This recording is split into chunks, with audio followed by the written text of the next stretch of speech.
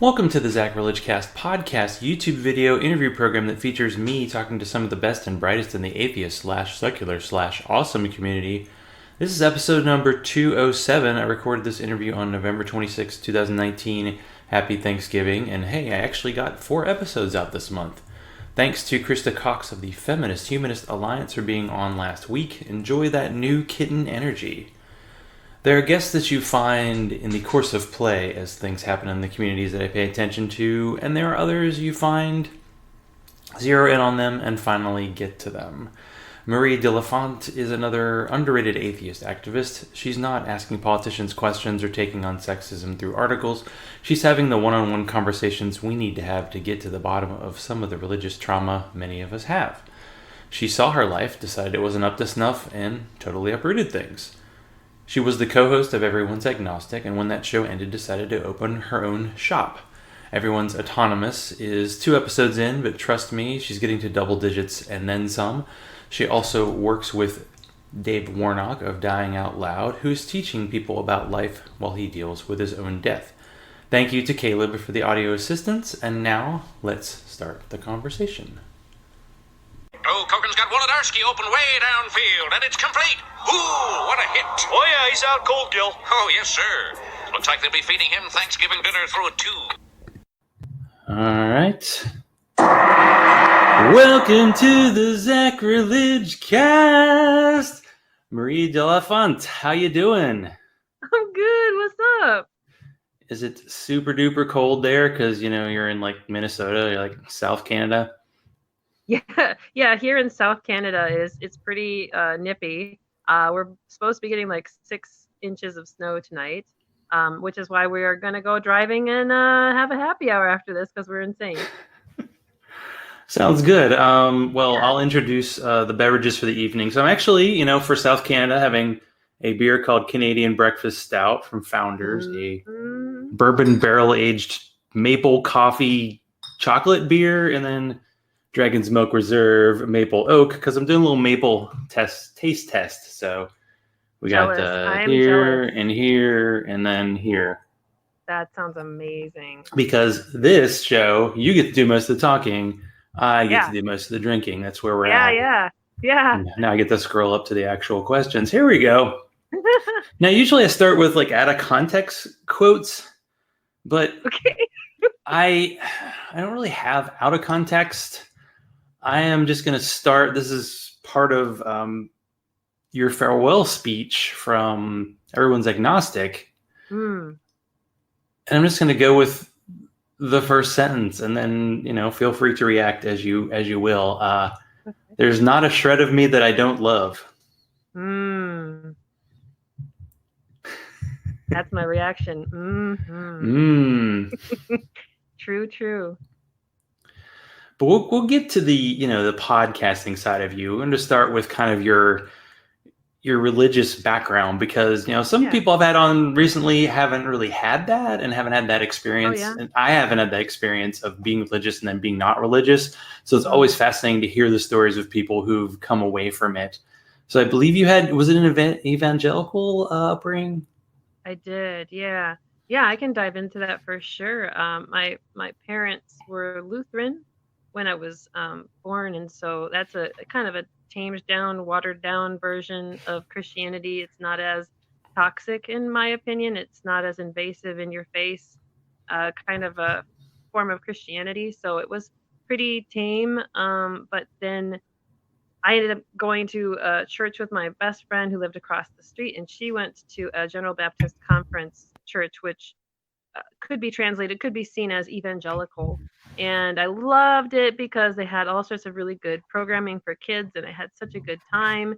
But at the same time, their indoctrination was much more toxic, yet not the worst thing I ever came across in my religious upbringing either. But there I was exposed to purity culture, things like, you don't have sex before you get married, and in some versions you don't even kiss before you get married. There's a lot of idolization or idealizing around like waiting to have your first kiss until your marriage day. Like, we looked up to that kind of shit. But a lot of, if there wasn't a lot of like fire and brimstone, like explicitly saying you're going to hell, but you knew you were going to go to hell if you didn't believe that Jesus died for your sins and that you accepted him as your personal Lord and Savior. And I went to Bible camp for years and did all the devotionals in the morning for an hour every morning. You're supposed to get real quiet and listen to the voice of God speaking to you. And there was a lot of shame around that if you didn't hear God, or if you made decisions that you felt like God didn't tell you to make. So there was a lot of cognitive mind fuckery and a lot of shaming and a lot of indoctrination. And so I was in that, well through high school. And in high school, I had terrible self-esteem, unlike the out of context quote that you just referred to and that I reacted to with because and so I felt like I would not do well at college, and moreover I thought that if God was real, the best thing that you could do would be to try to convert more people, to save more people. And plus I was having a faith crisis ongoing since I was 13. I didn't know if I believed any of this stuff, but I was being gaslit that, everywhere I went because I was in a Christian bubble. And so if you show any kinds of signs of being a critical thinker, you are gaslit. You're told that you need to trust more, that you're being tempted by the devil. All of a sudden it became this like life and death matter to have a doubt. And it was terrible. It was terrifying to think that just thinking critically about something could send you to eternal damnation. It was terrible. And so I was wrapped up in it, and that terror, that emotional terror, kept me in it. It didn't allow me to continue to explore those doubts. And so I doubled down and I became a missionary after high school. I moved to Mexico and I was there for a total of 2 years with a group called Youth with a Mission. And I thought that would galvanize me and secure myself with God, that it would prove to God, like, hey, I'm super serial. I totally like dig you and I'm willing to move to this other country and stuff. But it didn't, it did galvanize me for a little while, but then the doubts just came right back because those questions need to be answered. So after a couple years of being in missions, I left and came back home to Minnesota and spent the next few years kind of slowly deconverting and entering in a new phase of life where I was slowly detoxing from all the bullshit that I had learned. I developed an eating disorder, which I think was in direct correlation to having the framework of my whole world turned upside down and needing to have some sense of control. And so I've been spending about the last 10 years or so healing myself and recovering and trying to find a new worldview to function by, and a new health, a new way to look at life. And so that's gotten me into, atheist activism or religious trauma recovery activism. And so that's where I find myself today. Well, what was it like being a missionary? Like, do Christians really think people in Mexico don't know who Jesus is? Like, what was the goal of the mission? And of course, you probably didn't totally buy in since you were like, oh, I don't know if I believe this. Well, I mean, the problem was they were Catholic. And as you know, Catholics are going to hell. So that was... Make sure to tell all my family who are Catholics that tomorrow. Yeah, if you could let them know, I'd really appreciate it. Yeah. Hey, nothing versatile, but hell, all you. Going to hell. Probably me too, so that's good. They worshipped an idol, and that was just blasphemous. That was just that was beyond, like, that was a clear line that God had drawn in the sand, and so they stepped over it, and they're worshiping an idol, Mary, and she is nowhere near, she's no one to be worshiping or praying to. And so we were trying to convert them from Catholicism into Protestantism, essentially. And so we did see that place was a missions field, despite the fact that it really wasn't. So so that's how it felt. Well, people there are like, hey, we're close enough, right? And all these Catholic, like Christians who think other Christians are going to hell, is like, it's always fascinating to see. I wish when it came to politics, they were actually fighting that much, but they don't. They always seem to go along, which is not good for us. Yeah. I know it's absurd. Looking back now, I see the absurdity in all of it, and it's very difficult to relate to myself, to relate to that old frame of mind that I had and the way of seeing people that I had. It's weird. It's hard to explain.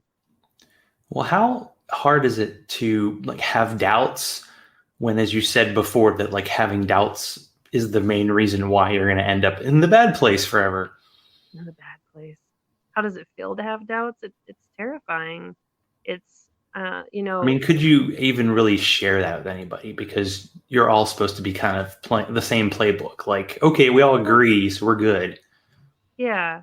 And I think one quality that has been true about me from day one is my value of honesty and transparency, even if it's about something that I feel shameful about. And so, even though it didn't always feel safe to express my doubts, I would typically try to do that.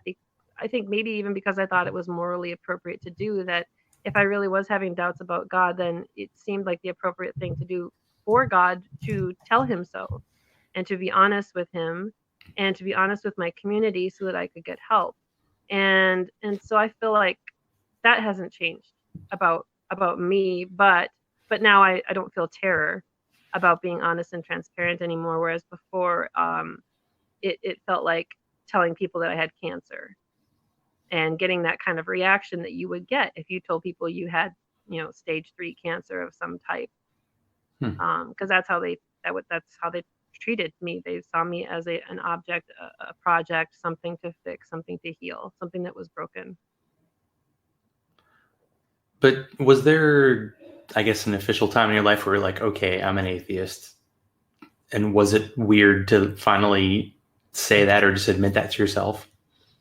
My transition from deism or Christianity into an assertive atheist position was gradual, and I don't know that there was any time where I just sat it down and said, okay, now I'm an atheist. But I did eventually get there. It was just a whole lot of like really painful ups and downs, like a lot of roller coaster ride stuff. Like, one moment I would be in a progressive Christian church and be like, huh, there's got to be a God. I feel something like, I just feel this desperation. I feel this longing, this connection, but just this sense of uh, confusion and chaos. And then the other moment I would go home and be sitting in a dark room and be like, there's no God.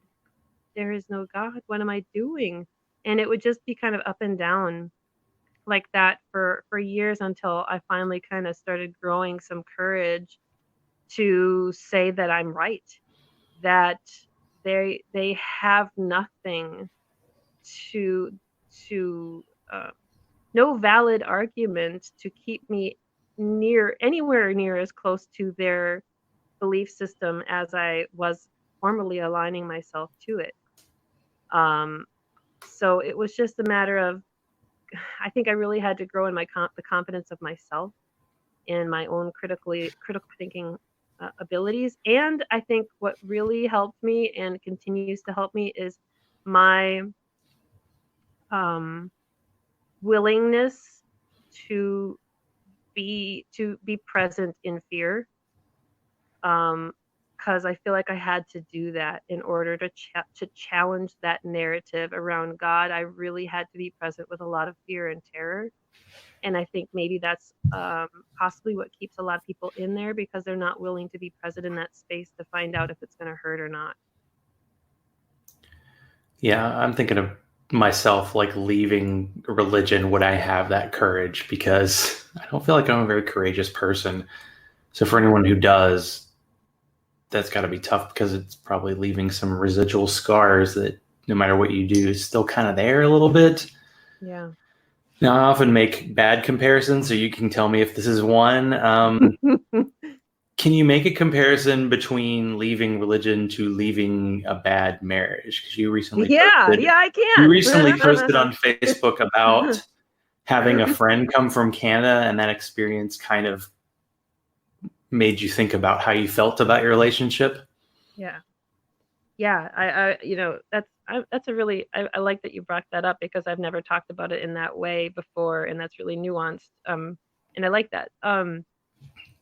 Yeah, because I would say it's very parallel. A lot of these paths that I've been on are very parallel. They all share the same narrative of a lack of autonomy, a lack of power, a lack of believing in self, and a fear to go against the grain, a fear to challenge, a fear of being in fear, and then doing it anyway, and finding yourself, finding your strength and your power and what you want in the end.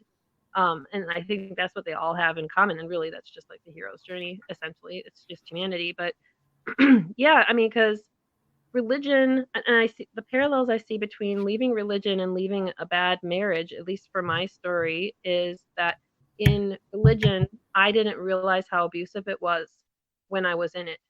And equally, excuse me, equally, I did not realize how abusive, or how unhealthy, rather, my first marriage was. And moreover, I didn't even realize how unhealthy it was even after I left it. For years, I told myself, oh, okay, we divorced, but he's still my best friend.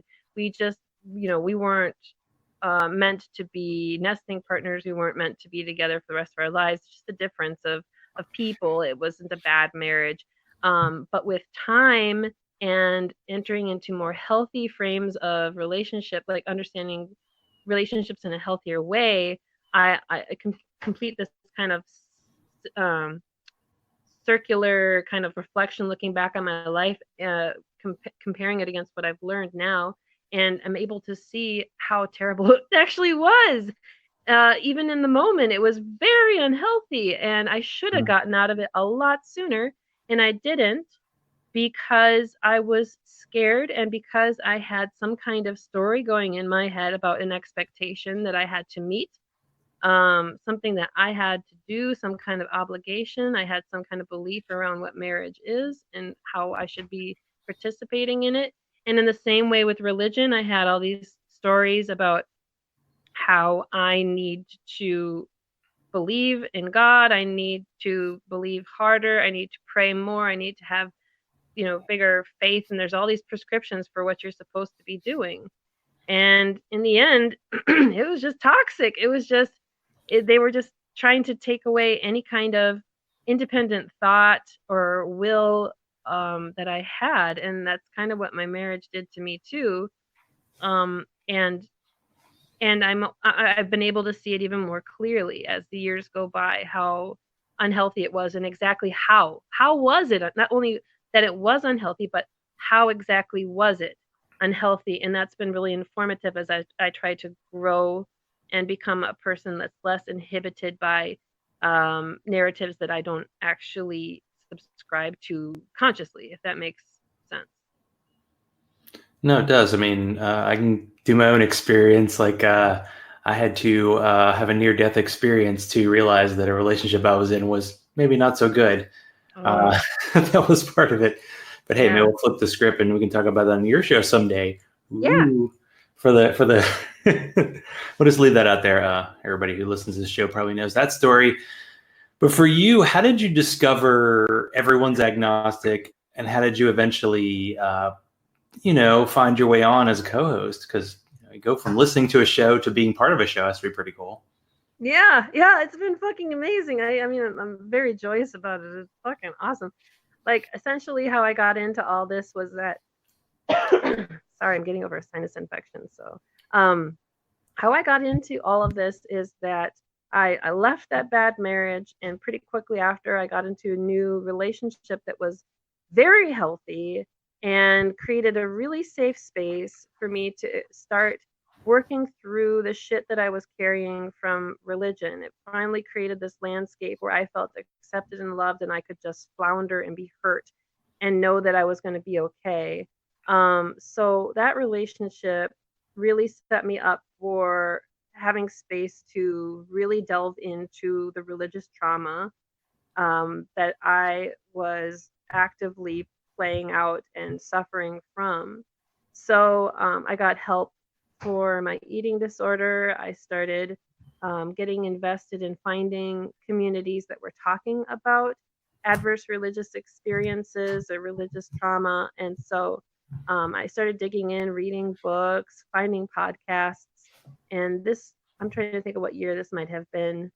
I don't know, maybe 2011 or 12 or something. And that's when I came across Life After God with Ryan Bell. And I really enjoyed his show, and eventually came across the interview that he did with Cass. And I honestly can't remember what it was about Cass that I really liked. I think maybe it was just kind of like he was more homey and like warm and southern and casual, whereas Ryan is much more intellectual and philosophical.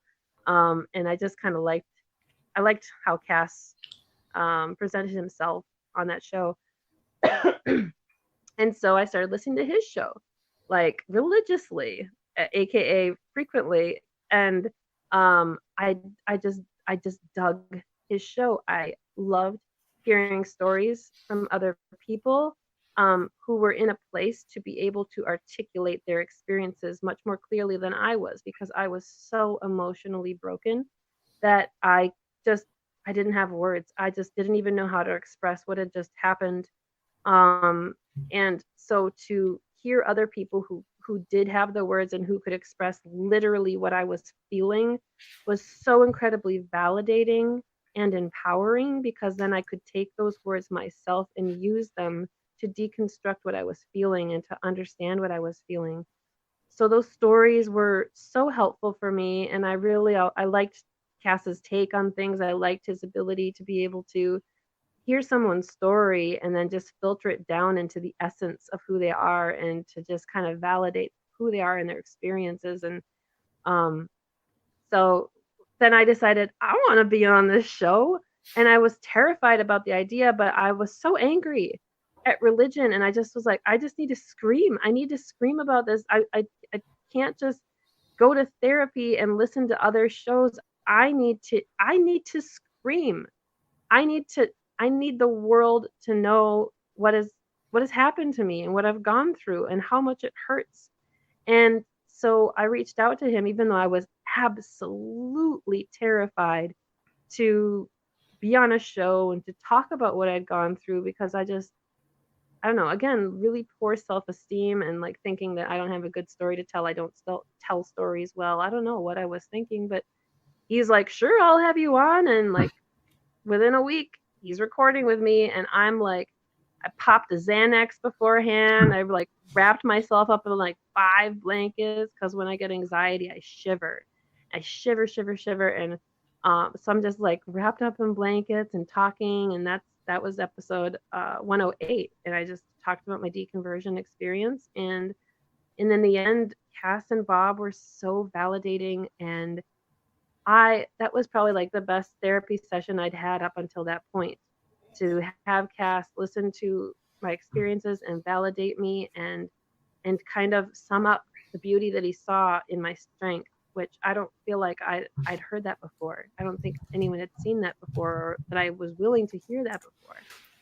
And once I got a taste of that, oh man, I wanted more. I wanted to Get talk started. more. Yeah, I was so angry. I was still scared to talk about my story, because I was still very traumatized by it, but I saw so much strength to be had in speaking about it.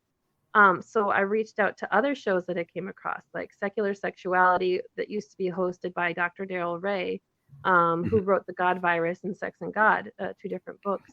And I struggle a lot with sexual repression because of the messages that I got around purity culture, in addition to the toxic messages we have in culture about sex, in addition to the misogynistic messages we have about women's bodies in this culture. So all those layers just fucked with me, and so I invited myself onto his show and talked about my experience there, which was terrifying, because it's one thing to talk about religious trauma, and then talk about your sexual repression issues is a whole other thing.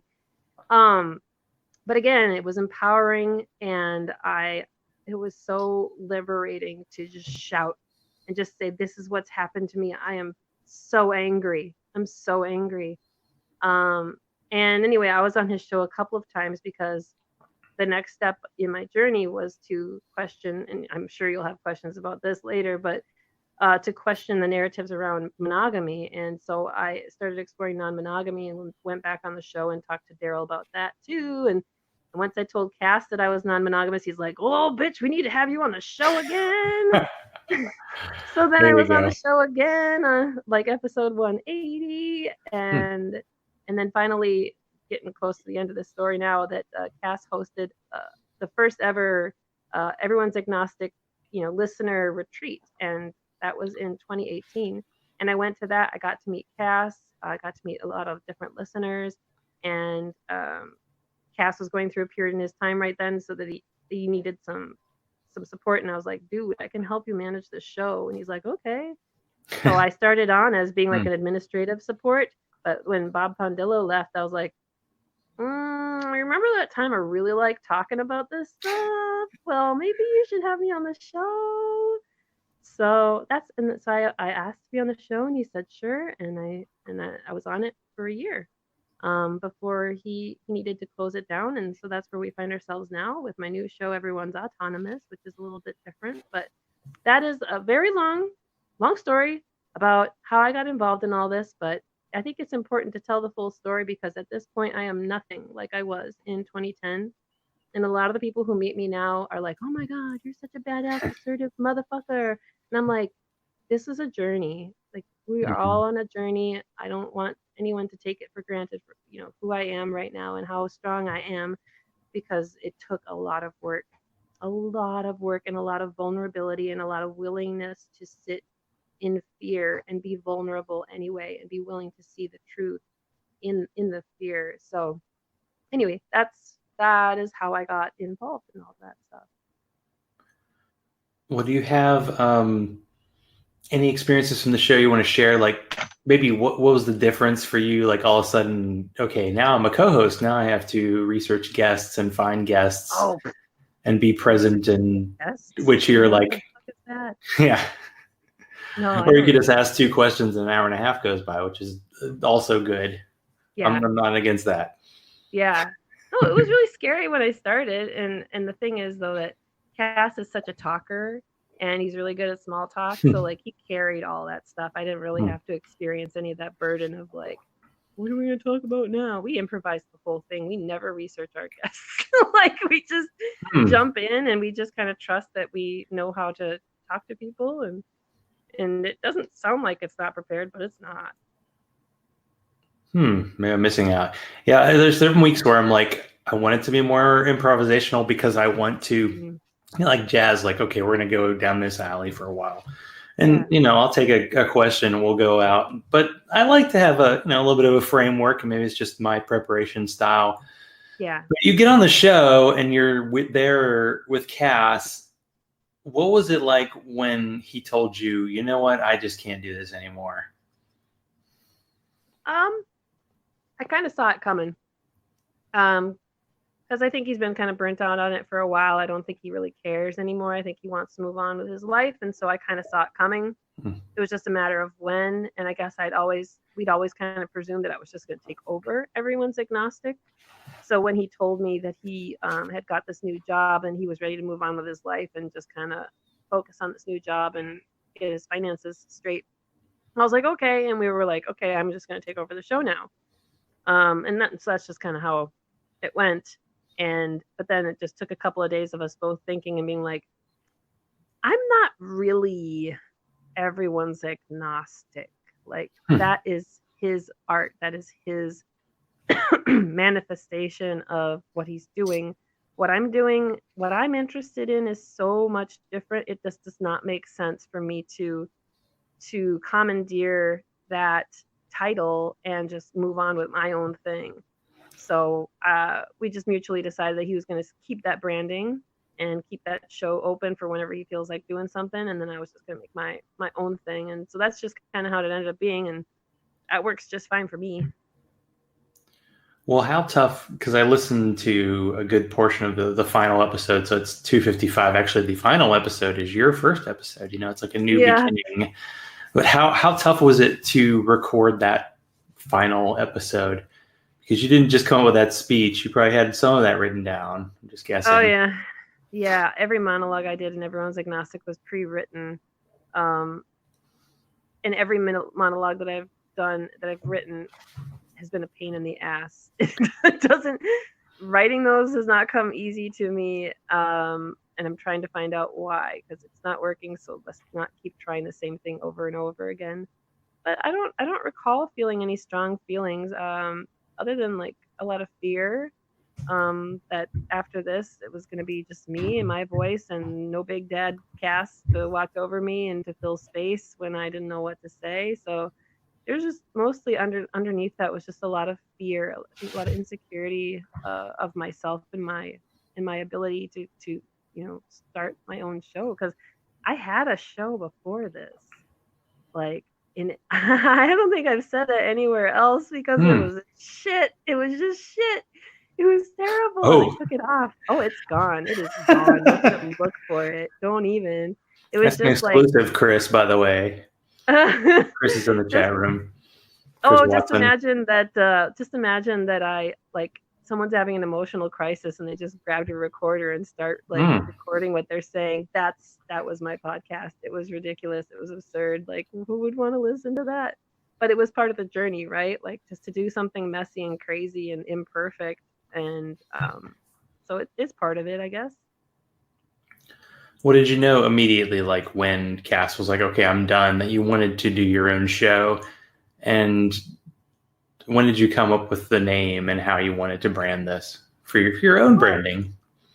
Well, once we knew that I wasn't going to do Everyone's Agnostic, I knew that I was going to do a show. I was like, I'm not done. I am not close to done with yelling about this.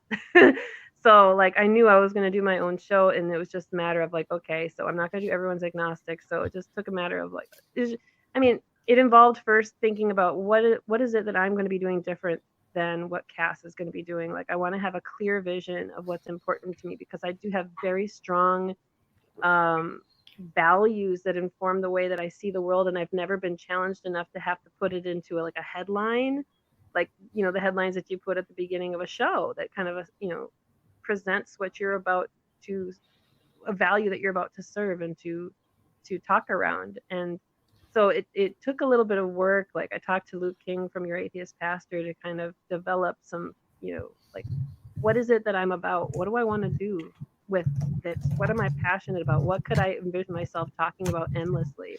And also, how can I make the listener feel a part of this? Why do they care? Why do they want to be involved in this? So it was this matter of what story am I trying to tell, and how is this listener part of the story, and what do I want to do here? And eventually it came down to the word autonomy, because that is my word. It's my fucking word, man. If I have no other words to say, it's just that one. And so pretty quickly I was like, what if we just do, like, Everyone's Autonomous? Like, it would be doofy. It would be just kind of like the spin-off name. And at first I was like, I don't know, like, I'm very cautious about people thinking that I'm trying to be like Cass, or people comparing me to Cass and like, oh, this is nothing like Everyone's Agnostic. And if I have a name that's very similar to Everyone's Agnostic, it might beg for more of those comparisons that I don't appreciate and don't need. So for a while I was considering calling it Deconstructing Humanity, which I think would have worked just as well. But in the end, I think Everyone's Autonomous is just kind of a fun spin-off, and it greatly represents my value systems more than just the basic Deconstructing Humanity. That's more of a verb rather than an assertion, which is Everyone's Autonomous is more of an assertion. So anywho, that's how I ended up landing on it, and I feel really positive about it. It makes me feel good every day that that's what I called it. Well, that's good. I mean, so I listened to the first episode, and you interview a friend of yours. Yeah. And for me, like, the best positive thing I can say about a podcast is it just sounds like two friends talking, and you're kind of sneaking into your conversation. You're kind of listening in on it. Yeah, she didn't even know I was recording. What was it like to do that? And once you got that first episode done, and maybe this wasn't the first one you recorded, but it's the first one you put out, how did you feel about the show versus the direction you thought maybe it had? And by the way, you call it EA2 versus EA1. And if people don't get that, this is EA2, but it might be EA, well, we'll talk sequels later, but it could be an improvement, but at least it's your thing. Yeah. Well, once I got, like, one or two interviews recorded and saw the manifestation of my vision of what the subject would be and what it would provide to the listener and to myself, I've felt pretty fucking good since then. Like I've got at least 8 I think I got 8 episodes in the can, like, recorded already. And so I know what's coming. I know what's coming for you all, and I love You can't wait. every single interview I have done so far. I'm so excited. I just want to release them all right now. It's really, really difficult for me to wait till next Thursday for that episode to come out. But, I don't have enough capacity to be releasing that often because I've got other things going on with Dave Warnock and whatnot. So, and like earning a living. And so, but I'm in love so much so far with all the episodes I've done. I've got an episode coming out soon with Eric Murphy of Talk Heathen of the atheist community of Austin. He and I are pretty close, and we talked for about 90 minutes about autonomy and got into some really philosophical, like, rabbit trails, and like, oh, it was a really fun conversation. And we talked about pie and, like, not Okay, the I'm in for number, that. but like literal pie. so like, and I've got a number of other ones already recorded. I've got Janice Selby, who is a religious trauma therapist, that I recorded with. I'm going to be interviewing a sex worker next week, I think. I can't remember when I scheduled her for, but a lot of really wonderful people that I've got queued up, and I'm so enthusiastic and proud already of what I'm producing, and I'm just really excited to see people, benefiting from it. If they do, they're autonomous. They don't need to benefit from it if they don't want to. Whatever. I think they do, and I think they will. You actually already led into the next question. So, how did you get to? I'm like the only atheist podcaster who hasn't interviewed Dave Warnock yet. So, you want him? I can hook something you for up. the future. I think you know somebody who knows somebody. I do. So, how did you kind of get to know him and get working with him on Dying Out Loud? And what is Dying Out Loud? Oh, sure. Yes. So the long and short of it is that I met him through Everyone's Agnostic. He is Cass Mitchell's best friend. So I met, I've seen him online in the support group for Everyone's Agnostic, and, interacted with him. And then I finally met him at that retreat I mentioned in 2018. Didn't like him. Okay. because he came up to me and kissed me on the cheek. And I was like, bitch, I don't know you. And I didn't say anything about it. It was just something I was like, okay, he's a Southern guy, and not everybody has the same sense of boundaries. And it was harmless. It's harmless, but maybe he could do better. I don't know. So I didn't have like a great impression of him. And that was in October. And then in March, and then a month later, I joined the show as the co-host. Then in March the following year, he was diagnosed, and I had just coincidentally had a trip scheduled to Nashville to go hang out with Cass because I thought we could use some bonding time now that we're like hosting together. So I showed up in Nashville the week after Dave was diagnosed with ALS, and I felt so awkward because this is a close-knit community, and I'm a newbie, and I just felt like I was invading a really sacred space with my unfamiliarity, and I didn't know how I was going to deal with it, and I especially didn't know how I was going to deal with talking to someone who had a death diagnosis, like a terminal illness. How would you talk to someone like that? I don't have any experience with that. I don't know how I would do that. So I thought about it, and I just decided I was just going to let him lead. I just decided I was going to just show up, keep my goddamn mouth shut, watch him, see what he says, see what he does, see what he's comfortable about, see what he's joking about, see what he's not joking about, see what he's crying about, and just follow his lead and let him die the way he wants to die, and support that the kind of narrative that he's building. And as everyone else is seeing, I saw in March what he's doing with this diagnosis, that he's approaching it with an attitude of living. And he was talking like that in March, and I was like, dude, I'm getting really well connected to these atheist podcasts. You should get on these and talk about dying as a secular person. And so we started collaborating in March of 2019 to get him onto some shows. And I'm already connected through Cass and my show. So I just started reaching out to people, and people just started agreeing. And he was on Ryan Bell's show very early on, I think in April. And, just slowly but surely, with a lot of effort on my part, to be very honest, he's taken off. And he's been on David Smalley's show, Dogma Debate. He has been on The Life After with Brady and Chuck. He has gone twice to Austin and has been on The Atheist Experience with Matt Dillahunty, as well as on Talk Heathen and Objectively Dan. Oh, no, that's called Truth Wanted with Objectively Dan.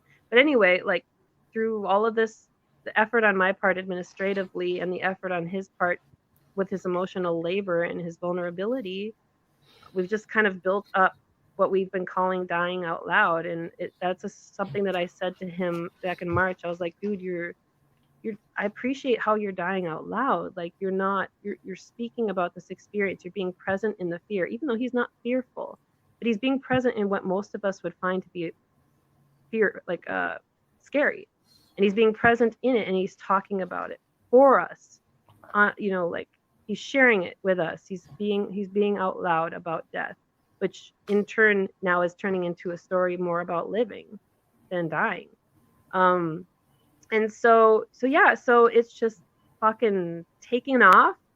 And he, I think initially when he got this diagnosis, he was thinking that he was going to use the rest of his time to do all the things that he wanted to do, just travel like crazy, just indulge in everything that sounded good to him, and just live this life in a beautifully selfish way. There's nothing wrong with that. I'm selfish in a positive way.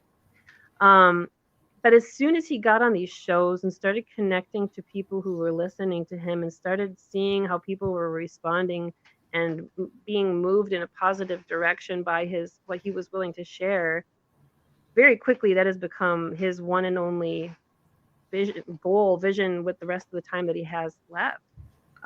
This is his full-time job now, to die out loud. And he's working on a documentary. He's working on a book. He has someone that's writing a play about him. It's just going nuts. And it's 2020. I've already looked at the calendar. It's going to be crazy. We're going to be all over the place, visiting, atheist groups, humanist groups, progressive Christian churches, all over the place. California, Utah, Vancouver. There's a religious trauma conference that's happening in Vancouver in April that he's going to be speaking at. There's the Nuns Conference, the NanoCon in Nashville that he's going to be speaking at, I think in May. I can't remember when. But he's going to be everywhere. And we're going to Europe in May through June for like 6 weeks to talk at some various Sunday assembly groups there. And he's been talking at universities and colleges to philosophy classes and ethics classes. So this is just kind of taking a life of its own. And I've quit my job. I quit my job in September. I was an executive assistant who was earning $70,000 a year. And I was bored and unfulfilled and so this just kind of came about, and I was just, how could I say no? I dropped everything and rearranged my life financially, rearranged everything about my life to be a part of this, it's just a unique once in a lifetime opportunity to be a part of this movement to encourage people to consider their death so that they might consider their life and live something much more intentional, instead of being deluded into thinking that none of this really matters. You don't really have to worry about any of this stuff because you're going to go to heaven, or because you're going to, like, some kind of false narrative that makes you not really seize the day, not really value what it is to be in this body and to be able to feel the things that we're feeling and experience the things that we're feeling or experience. And personally, I'm really drawn into this work because of one of the huge things that's still hanging over from being Christian is the difficulty in adapting to mortality And I find that, and in my work with Dave, I'm finding that's very true for a lot of people. They've adapted to a lot of other facts, a lot of really hard facts about the world, post-religion, but coping with death and what that means about life and how to manage the anxiety of dying and aging and suffering without God, without heaven. That is a trippy thing for a lot of people, and it's trippy for me. And I'm involved in this not because I figured it out, but because I'm here to learn. Like, I'm here to grow. Like, I've been looking for an opportunity to work on my fear of death, and then Dave started dying, so I was like, thank you. So Thank you. yeah, it's been a huge opportunity for me to work through a lot of my shit, and so I feel really privileged, and I don't know what other word to use other than this just feels like a really sacred thing that I'm a part of, and I'm in awe every day that I get to be working on this, and I've never felt happier in my life than in this work that I'm doing, and so I'm hoping to be able to do it as long as I can, as long as Dave is able to do it. And even when he can't travel anymore, he wants to do digital stuff. He wants to do YouTube stuff, Q&A online. There's always all sorts of adaptive technology to allow you to participate in the world, and he still has a lot to say. He has so much to say. He's a talkative person, unlike myself. But yes, that's Yeah, no, you're just getting out of your shell finally, you know? yeah. Well, Yep, it's a huge opportunity. You teased this earlier, so I feel like I got to follow up on this. I know. So you mentioned the transition you've made personally from purity culture to non-monogamy. Yeah. So how would the you of now talk to the you of then? Like, would you give yourself like a pep talk, or are you just like, hey, I had to go through this journey, and you know that's what you had to do to get to where you are now? Oh man, what would I say to me then?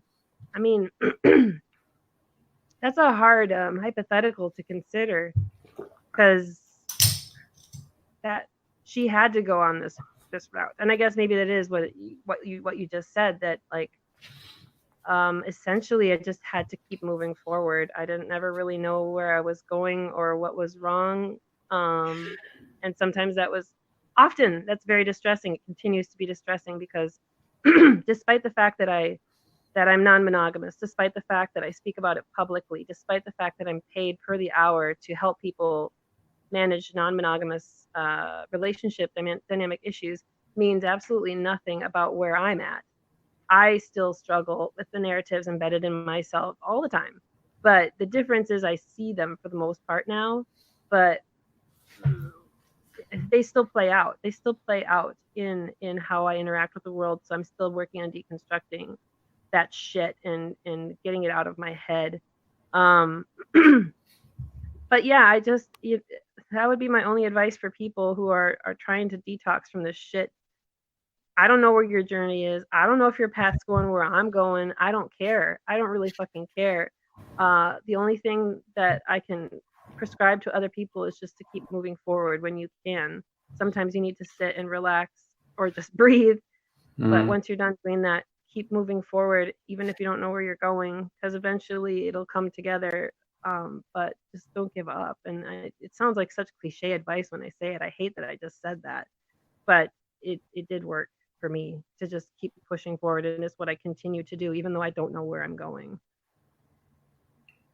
Seems like you're going in a good direction anyway. I agree. We like to finish the show with something about the guest. Now, for a while, we were trying to get people to tell a joke. We won't do that if people are not joke type people. So what is maybe a skill or a hobby you have that maybe people don't know that much about, although I guess if they follow you on Facebook, they might know about this one that we mentioned before the show started. Yeah. Yeah, one of my hobbies is photography. It's something that I picked up when I went through my first divorce. I was just really downtrodden and just needed something to light me up. And I've always liked the idea of photography. And I thought, hey, maybe I should actually learn the theory behind it and how to get better images. And so I took a class. And ever since then, I've been taking pictures. They've been shitty for years, but over time they've been getting better. My spouse is into video and photo too, so we kind of bounce back and forth on each other and improve each other. So mostly it's been a hobby for the last few years. I do get paid for it, but I never really charge much at all because I just want to be able to do it at all. So people like gotta steal from me. But ever since I quit my job in September and been doing this dying out loud work and traveling and being Dave's personal photographer, I've just blown up. My brain is just blown up in the most beautiful way because I'm not sitting in a cube every day, scheduling meetings and color coding events and doing data entry and just numbing my brain out with all that analytical work. And I just do want to acknowledge that there's a lot of privilege in my ability to shift from what I was doing before now into this more open, expansive, creative space. So I do acknowledge that, and I'm really excited about what I'm doing because it's just like my photography, like the quality of it is just like exploding. It looks so good, and it's because I finally have the space in my head because it's not constantly analyzing things and categorizing things and wondering where am I supposed to go next and what time is it. I can just ease in through these moments and look for the beauty and capture it, and it's just been such a fun time with my art, and I love capturing the images of Dave and what he's doing, and I see people really connecting with those images, and it makes me feel really good about myself because there is no such thing as altruism. And so I like doing those images, and I like seeing people liking those images, and I like seeing people encouraged from those images. Like one of the most recent images that kind of went relatively viral was an image that I took of him at a bar in Toronto where the waitress came by and asked why we were all hanging out, and I was like, "Oh, sweetie, well, this guy over here is dying," and she's like, "Oh," and I'm like, "Yeah, we're on a speaking tour," and he's talking to people about dying and living, and she's like, "Oh," and she was just like speechless, and then she looks at me, she's like, "I want to buy him a shot." I'm like, "Oh, okay." Yes.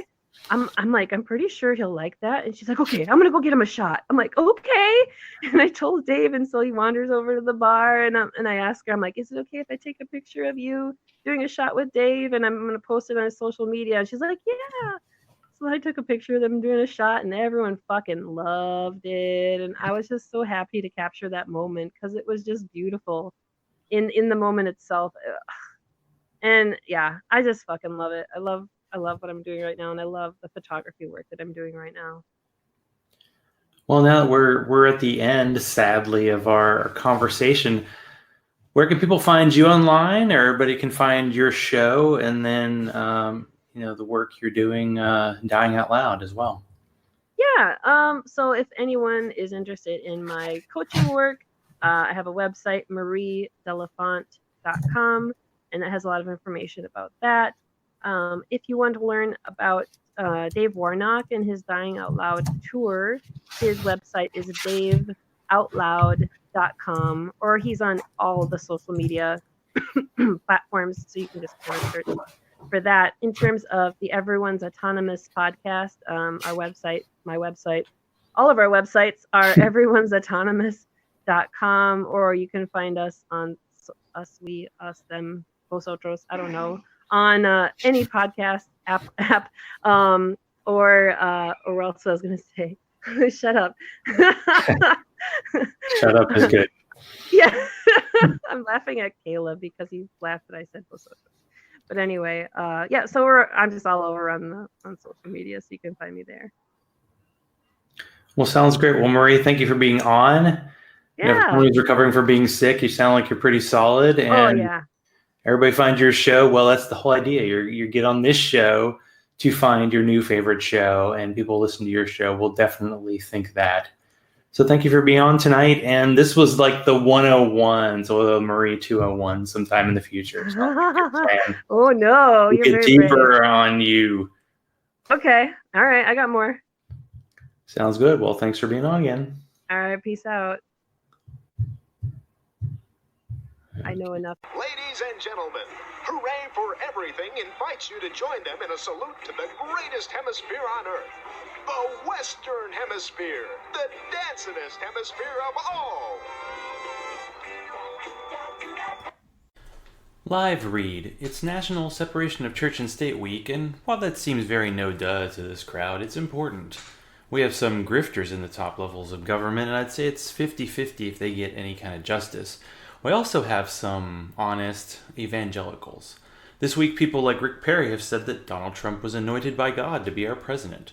We all laughed that off because it's just as dumb as any other Christian talking point. He was serious. If you think the Jewish desert God is your ultimate lord, everything that happens has to be his will, including the terrifying shit. You just don't hear those types saying the anointed by God part when Democrats win. Also, it's Vulgarity for Charity time, in which Cognitive Dissonance and the Puzzle in a Thunderstorm crew will insult people to raise money for modest needs. Punches sometimes are slightly pulled in the televised wrestling kind of way when one of the inner circle is supposed to be the target of our vulgarity, but remember, the bottom line is charity. It's something that apparently atheists can do. If you want to support this show, be like Alan Marks, Freethinker 215, Simpsons Guy, Chris Watson of the Postmodern Polymaths podcast, Jeannie, Deborah, Hugh, Teody, Bobley, and Ashley, and support the show, patreon.com/Zachrilege, Zachrilege. Follow me on Twitter, like the Zachrilege Cast page on Facebook, and send all mail to zachrilege.cast@gmail.com. Thanks to Marie for being on this week. Check out Everyone's Autonomous, and let's tip one back to me finding guests as amazing in December. Here's your weekly quote from a saint that is also good sex advice. Teach us to give and not count the cost. St. Ignatius, you naughty minx. Until next time, let's continue the conversation.